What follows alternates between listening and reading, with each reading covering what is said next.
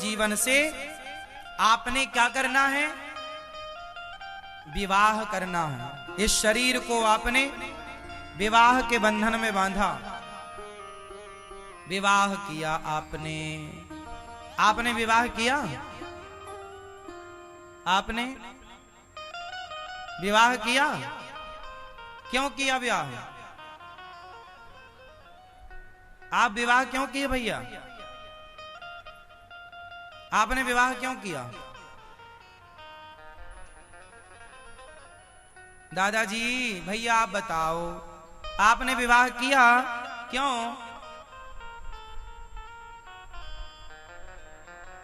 सबने किया, हमने भी कर लिया।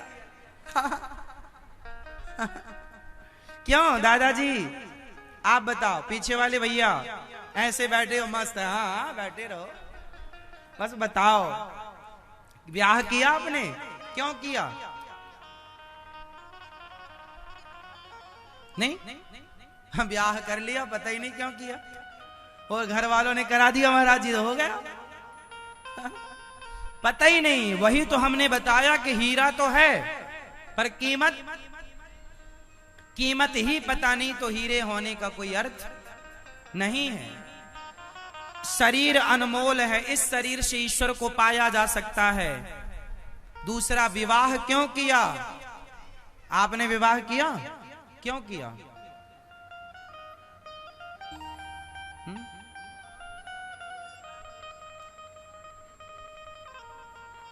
पत्नी के साथ रहेंगे।